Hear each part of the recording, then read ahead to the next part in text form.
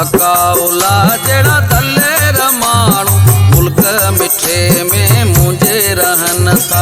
सच जा साथी वंगे जवार, सच जा साथी वंगे जवार, सद में सांगन सद दियन था। सकाउला जड़ा दलेर माण्हू मुल्क मिठे में मुंहिंजे रहन था। सकाउला जड़ा दलेर माण्हू मुल्क मिठे में मुंहिंजे रहन था।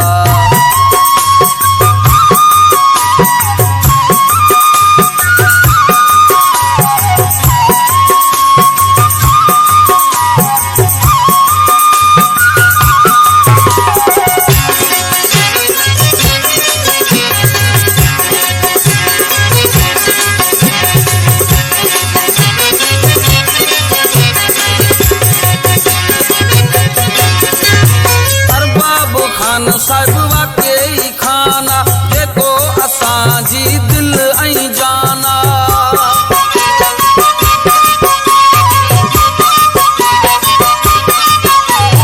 अरबाब खान साहिब वाकई खाना जेको असांजी दिल ऐं जाना।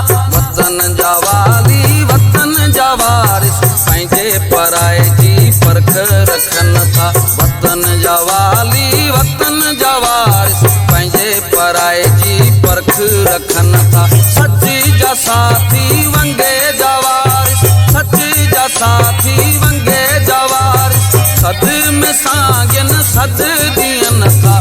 सकाउला जड़ा दलेर माण्हू मुल्क मिठे में मुंहिंजे रहन था। सकाउला जड़ा दलेर माण्हू मुल्क मिठे में मुंहिंजे रहन था।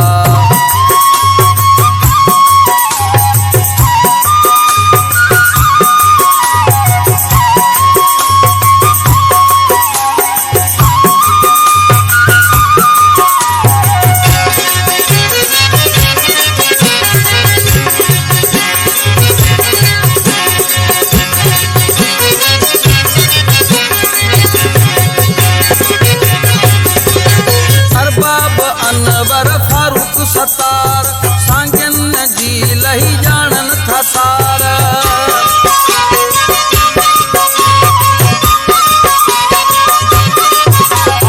अरबाब अनवर फारूक सतार सांगन जी लही जानन था सार।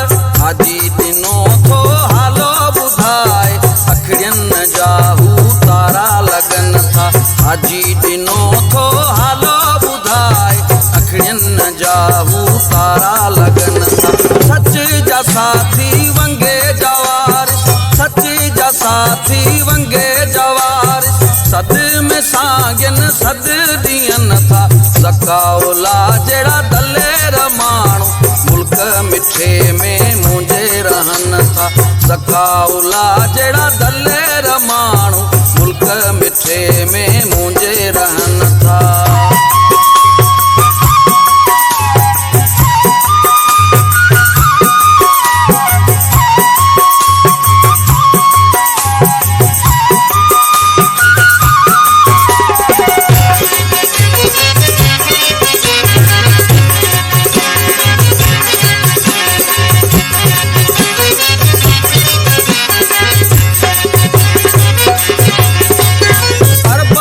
ज़फ़रुल्ला जहिड़ो जवान असांजी जिंदड़ी असांजी जान।